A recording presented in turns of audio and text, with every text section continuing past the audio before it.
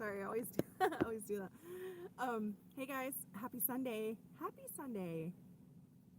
So, I want to talk about dung hills and dumpster fires. Yes, okay. So, this week has been it's been okay. Okay. It's I've survived this week. How about that? It's been a highly emotional week. Just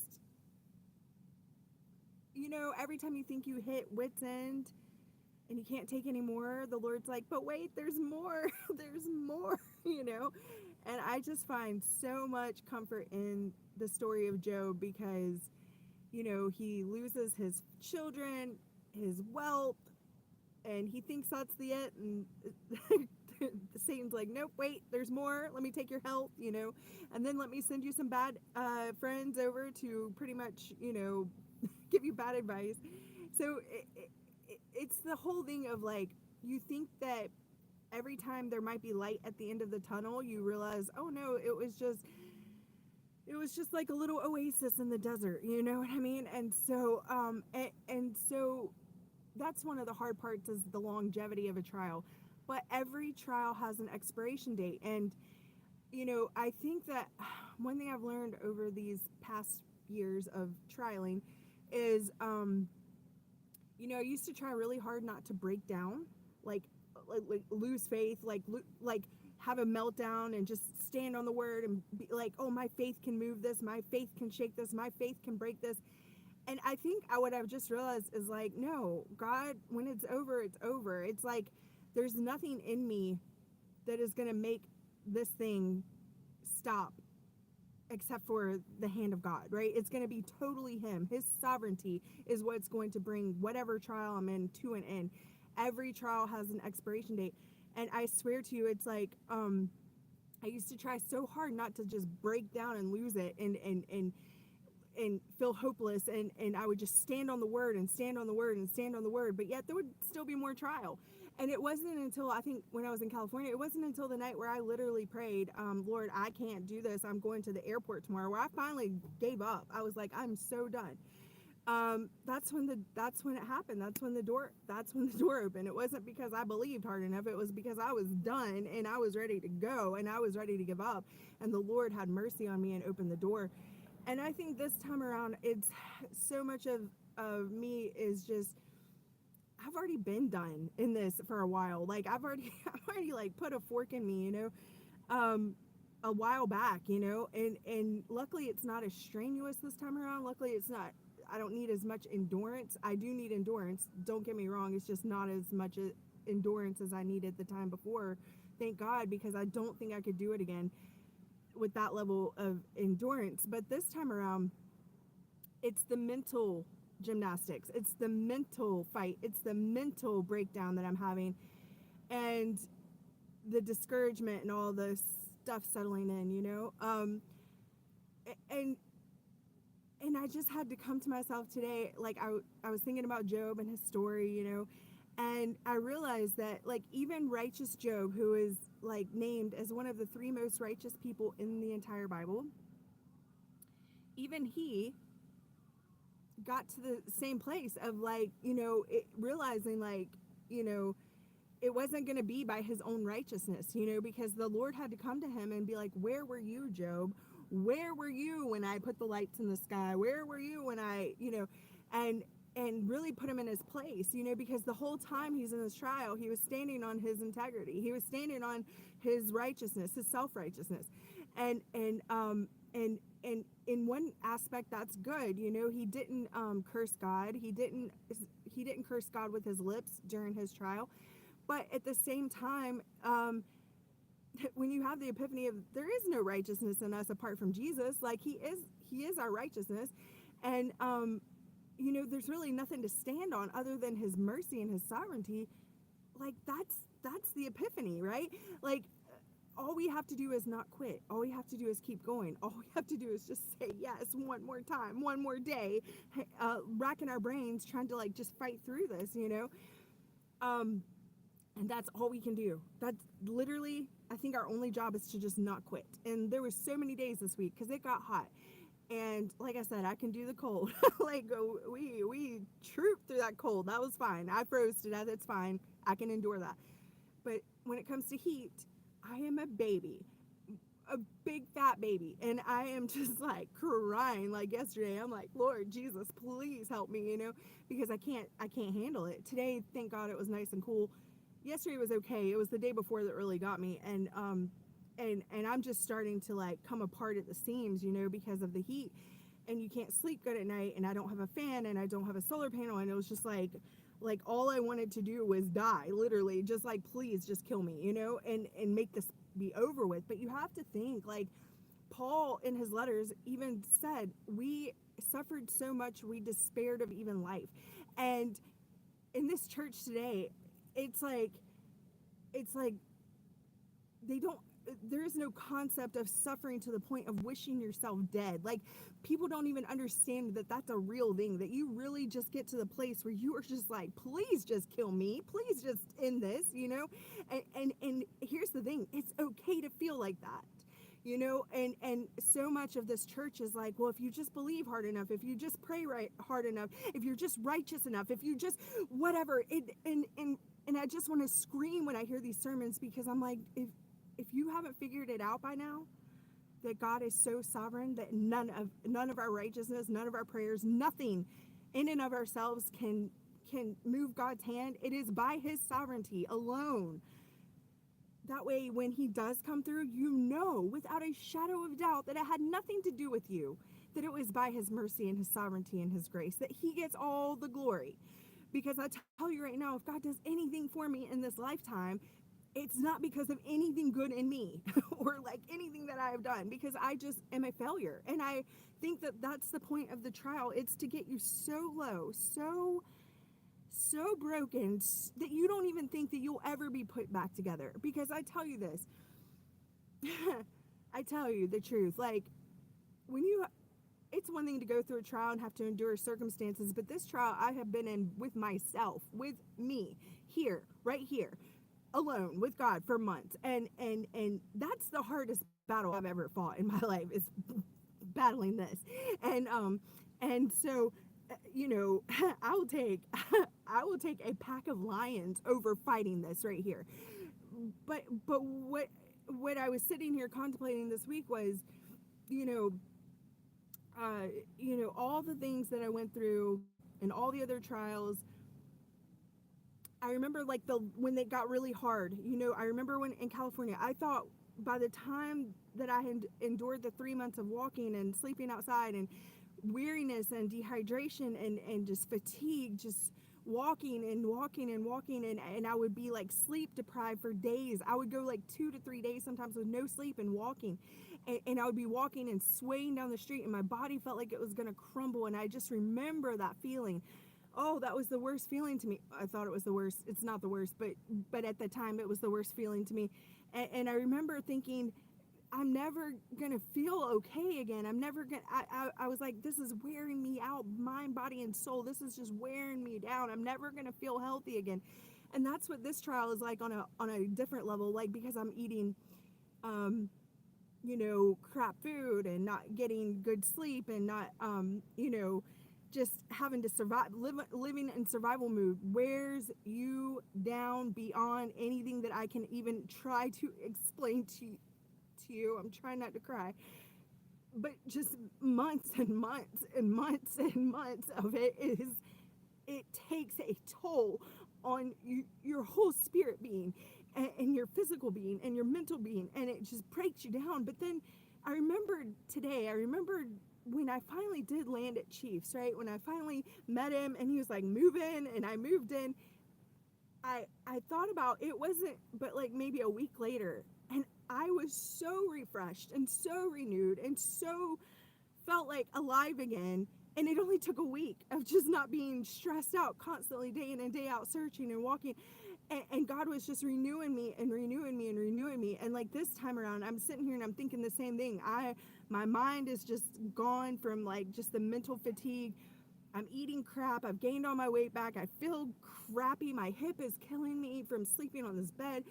I just want to like not be in pain 24/7. You know what I mean? And I'm sitting here thinking to myself, like, I'm never going to feel good again. I'm never going to just feel like a normal human being again.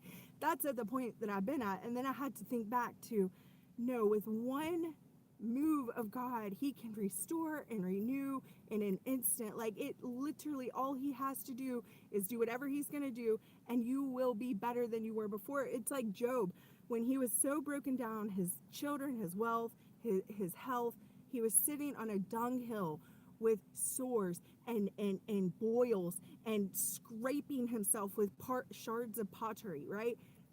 But then the Lord came, right? He got his health, his wealth, his boils were gone, everything was fine. He got twice as many kids, twice as much wealth. He lived a long life after that, and full of good days, right? And that's the hardest part of the trial, is thinking that, like, you're never even going to survive it. Like, some days I'm like, am I even going to survive this, right? And you get so beat down just from constant barrage of trials and tribulation. You genuinely don't see any light at the end of the tunnel. You genuinely just don't see how, even if God did come through, that you would even feel better again. But I promise you, when he does move, when he does change your situation, it will be like instantaneous. He just does something to your soul when he comes through for you in a mighty way that just changes your whole countenance. It takes years off of your life. And so I was just reminded of this verse in 1 Peter, and I just want to read it really quick. It says, but may the God of all grace, who called us to his eternal glory by Jesus Christ, after you have suffered a while, let me put the emphasis on a while, may he perfect, establish, and strengthen and settle you. See, you have to suffer first. Your suffering time is not the time to be built up or established or perfected. That's the point of the suffering. It's to suffer. It's to get so weak and so broken and so just complete, like, you're just, it's hopelessness is what it is. That suffering is meant to get you low. It's meant to break you down. That's what the suffering is for. Why? So that after you've done that for a while, he can perfect, establish, strengthen, and settle you. There's an order to it. First, you got to suffer, though. And so that's our hope, though, is that after we've suffered a little while, and even if we've suffered to the point where we just pray to die, because that's okay too, I promise you, the Lord will strengthen and establish and restore you. And it's a promise. It's a promise. And so that's what I hope for. That is my hope, is that, yes, the trial is bad right now, but when he comes through, he can turn that clock back on your life. He can change it back to factory settings. Like, he can restore whatever you feel like you have lost in that battle, because that's what the struggle is for. It's to strip you down. Look at Job. I don't think there could be another person that got as stripped down as Job, right? I can't wait to get to heaven to have a conversation with that man. He is my hero. Like, literally, he has encouraged me more than any other person in the Bible, except for maybe Paul. But yeah, man, the trial has an expiration date. Hey, Melissa. Hey, darling. So I woke up this morning I'll give you a little update, because it was crazy this morning. I've been sleeping with the back hatch open because, I mean, I gotta have airflow. I'm too hot natured to I can't. Summer I'm telling you right now, if I thought I was suffering before, we suffering now.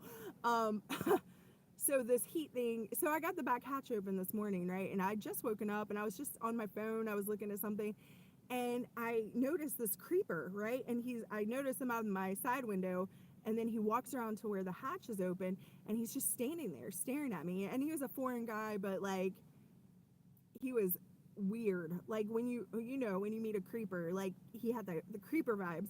And so he's standing behind my hatch, and then I was like, can I help you? And he just kind of didn't say a word, but just smiled. And I was like, okay. not appropriate, go away, like, what do you want, and he didn't say anything, and that creeped me out even more. And so then he walks around my car like 3 times, and I'm like, okay. So I grab my pepper spray, I'm ready to go, like, spray this dude in the face, like, I'm just ready, please don't mess with me, and so then he walks across the street, and he's just standing on the street, like, staring at my car. And every time I look out the window, he's standing there, and I'm like, oh, Lord Jesus, help me. And so then I just thought in my spirit, like, call your neighbor, and so I called her, and because she has a husband, and, like, I was like, well, maybe he'll come out there and, run the guy off or whatever, because we all look out for each other on the street. And so I called her, and I was like, are you awake? And she's like, yeah. And I was like, there's a creeper on the street. And, like, he's staring at my car. He's walking around my car, And she's like, girl, I don't see him. I don't see him. I was like, he's over. I told her where he was. And then she runs out, and she gets in her car, and she pulls up to me, and I jump in, and then he walks off, right? And, like, after he sees us getting in the car and coming over to him. And so we follow him around the block until he leaves our neighborhood. It was like we were hey, Katie. We were gang stalking him. So I was like, how does it feel to be, like, stalked, because that's what he was doing to me. And until he left our neighborhood. But then I was like, oh, Lord Jesus, because I'm not going to close the doors while I'm sleeping. I'm just going to sleep with the doors open. I can't do, I'm too hot and fat for that, to close the doors up. So so anyway, I don't think he'll come back, but I was ready to get down to business this morning. But then I was like, am I going to have to worry about weirdos too? Because I really don't have any fear. I haven't had any fear. The Lord really took my fear away when I was walking across California, because I was terrified at first. I had to sleep on I slept behind buildings. I slept outside many nights in California. And I was terrified to where I wouldn't even sleep at night, because I would be so scared that somebody was going to hurt me. And I remember how the Lord got me to this place of total surrender. And I remember the first night that happened, and I slept outside snoring, just completely, like, peaceful sleep. And ever since that night where he took away that fear, I have never had any fear of someone hurting me in my sleep, because I know the Lord is with me. But it was a process to get me to the point of totally being able to surrender and sleep. So now I'm like, yeah, I don't even wake up in the middle of the night. I, like, probably, I don't know if that's good or bad, but I don't have any, thank the Lord, he took away all my fear. But still, this morning, that was extra creepy, when somebody's circling your car and whatever. I just pray that he doesn't come back. And so that was this morning. But other than that, it's just been hot, and on top of the trials, then you add the heat into it, and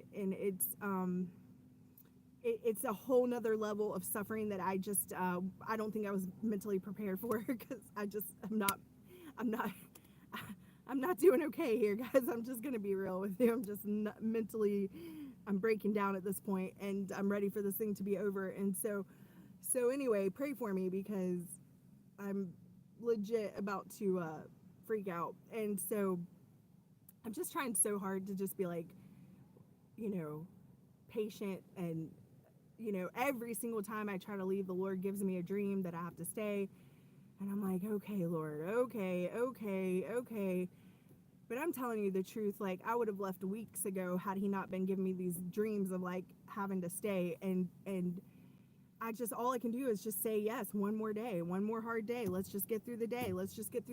And that's all I can do, and I will say it's, like, coming, more, I think, more intense now that I'm because, the enemy, he doesn't attack you full force when you're strong. He waits till you're weak to give you the full force attack, because he doesn't fight fair. And so a lot of times in our struggle, it doesn't get really hard until we're really broken down. And then it's like, oh my goodness, like, but that's also the thing that's propelling you, right? Those are the labor pains, and the labor pains intensify as you're about to birth something. And even 3 days ago, I had a dream where I was, like, 9 months pregnant, about to pop.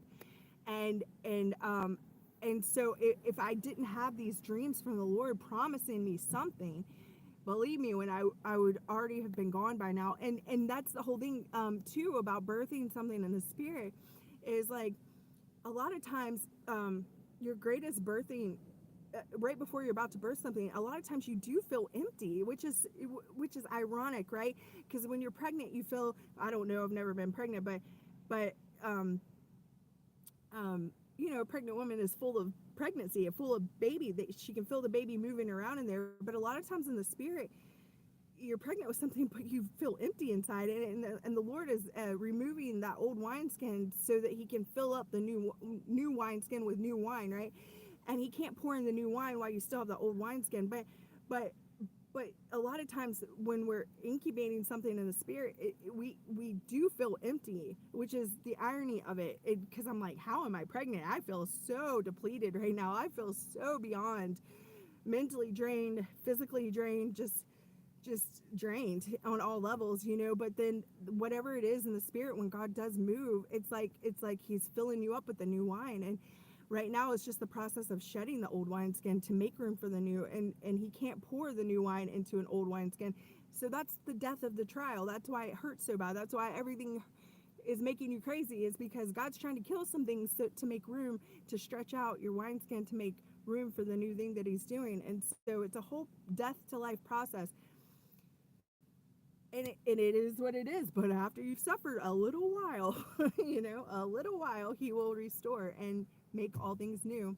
How are you, Katie? How are you, Melissa? You girls are awesome. I love you. Thank you for praying for me. I really appreciate that right now. So anyway, have a great week. Hopefully this week will be better. Today's nice and cool because we've had a lot of rain yesterday and today. So thank God for that. And I've been getting some work done at the library this week because of the heat. So I got to go somewhere cool. So at least I'm getting some work done.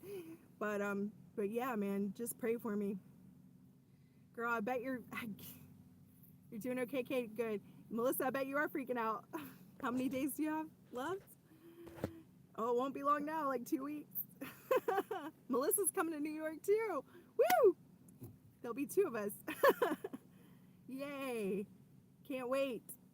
All right, ladies. Well, I'm out. Have a great night. Have a great week. I'll talk to you soon. Bye.